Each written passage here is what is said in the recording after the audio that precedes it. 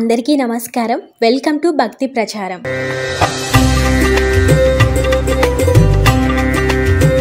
నవరాత్రుల సందర్భంగా విజయవాడలోని అమ్మవారిని 7వ రోజున శ్రీ సరస్వతీదేవి రూపంలో అలంకరిస్తారు. మూలా నక్షత్రం రోజున జగన్మాత చదువుల తల్లి సరస్వతీదేవి రూపంలో దర్శనమిస్తుంది. బ్రహ్మ చైతన్య స్వరూపిణిగా సరస్వతీదేవిని పురాణాలు అభివర్ణించాయి. త్రిశక్తి స్వరూపాల్లో సరస్వతి 3వ శక్తి రూపం. సంగీత సాహిత్యాలకు అధిష్టాన దేవత. ఈ తల్లిని ఆరాధించడం వలన బుద్ధి, వికాసం, విద్యాలాభం కలుగుతాయి. మూలా నక్షత్రం రోజున అమ్మవారిని శ్వేత పద్మాన్ని అధిష్ఠించి వీణ, కమండలం, అక్షరమాలను ధరించి అభయ ముద్రతో విరాజిల్లే శ్రీ సరస్వతీదేవి అలంకరణలో దర్శనమిస్తుంది. ఈ దేవికున్న అనేక నామాలలో శ్రీ శారదాదేవి అతి విశిష్టమైనది. ఈ రోజు తల్లిదండ్రులు తమ పిల్లల చేత విద్యాబుద్ధులకై సరస్వతి పూజ తప్పకుండా చేయిస్తారు. చిన్న పిల్లలకు అక్షరాభ్యాసం కూడా చేయిస్తారు. దేవీ నవరాత్రులలో చివరి 3 రాత్రులు చేసే త్రిరాత్ర వ్రతం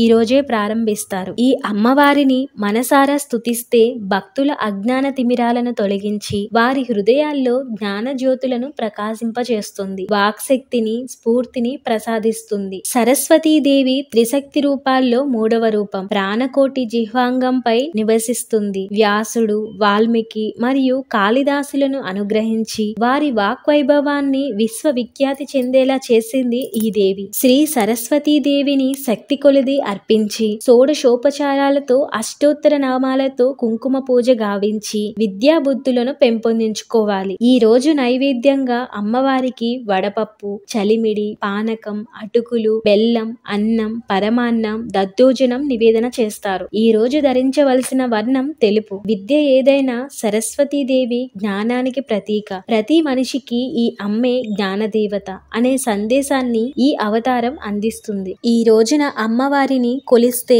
విద్యా ప్రాప్తి, అపారమైన జ్ఞాన సంపద కలుగుతుందని భక్తులు విశ్వసిస్తారు. సరస్వతి నమస్తుభ్యం వరదే కామరూపిణి విద్యారంభం కరిష్యామి సిద్ధిర్భవతుమే సదా. పద్మపత్ర విశాలాక్షి పద్మ కేసర వర్ణిని నిత్యం పద్మాలయాం దేవి సామం పాతు సరస్వతి. శరన్నవరాత్రుల్లో మూలా నక్షత్రానికి ప్రత్యేకత ఉంది. ఈ రోజు ఎవరైతే అమ్మవారిని భక్తి శ్రద్ధలతో పూజిస్తారో వారికి అపారమైన జ్ఞాన సంపద కలుగుతుంది. ఋగ్వేదం, దేవి భాగవతం, బ్రహ్మవైవర్త పురాణం, పద్మ పురాణంలో సరస్వతీదేవి గురించి పలు గాథలు ఉన్నాయి. సృష్టి కార్యంలో తనకి తోడుగా ఉండేందుకు బ్రహ్మ సరస్వతిని సృష్టించాడని చెబుతారు. పరాశక్తి 5 రూపాల్లో సరస్వతి ఒకరు. సరస్వతి అమ్మవారిని పూజిస్తే వాక్శక్తి, బుద్ధి, వివేకం, విద్య, కళలు, విజ్ఞానం సిద్ధిస్తాయి. సరస్వతీదేవి అంటే పరాశక్తి యొక్క గురు రూపం. భగవంతుడు ఒకడే అయిన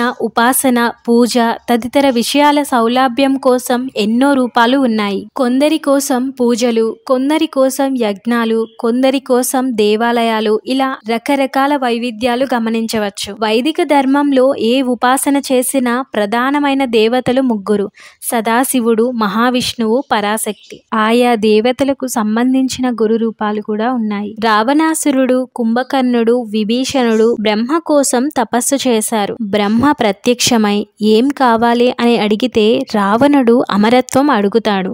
కానీ అది ప్రకృతి విరుద్ధం అని అంటే రకరకాల దేవకిన్నెర కింపురుషాది గణాల వలన చావు రాకుండా అడుగుతాడు. బ్రహ్మ అలాగే అని వరమిచ్చాడు. ఇక కుంభకర్ణుడి వంతు. ఈ తతంగాన్ని గమనిస్తూ ఉన్న దేవతలు రావణుడి కోరికయే ఇంత ఘోరంగా ఉంటే అతడి తమ్ముడి కోరిక ఇంకెంత చిక్కు తెచ్చి పెడుతుందో అని బ్రహ్మ కుంభకర్ణుని వరం కోరుకోమనే లోపు దేవతలు అంతా సరస్వతీదేవి దగ్గరకు వెళ్లి ప్రార్థిస్తారు. జ్ఞానం, తెలివి, విద్య లాంటి వాటికి అధిదేవత కాబట్టి మనందరి బుద్ధులలో ఉంటుంది. ఆమె దయ వల్లనే మనం ఆలోచించగలం. కాబట్టి కుంభకర్ణుని బుద్ధి కాస్త మందగించేలా చేసిన సరస్వతీదేవి మహిమతో కుంభకర్ణుడు నేను నిద్రపోవాలి అని అప్రయత్నంగానే అంటాడు. దానికి బ్రహ్మ తదాస్తని పలకడంతో నిద్రపోవడమే ధ్యేయంగా కుంభకర్ణుడు జీవితాన్ని గడిపాడు. తిండి, నిద్ర తప్ప ఇంకేమీ ఎరుగని వాడయ్యాడు. చూశారు కదండి, జ్ఞాన సంపద ప్రసాదించే చదువుల తల్లి శ్రీ సరస్వతీదేవి యొక్క విశిష్టత గురించి ఈ వీడియోలో తెలుసుకున్నారు కదా. ఈ వీడియో కనుక మీకు నచ్చినట్లయితే లైక్ చేసి కామెంట్ చేయండి. అలాగే మీ ఫ్యామిలీలో ప్రతి ఒక్కరికి ఈ వీడియోని షేర్ చేయండి. Thanks for watching.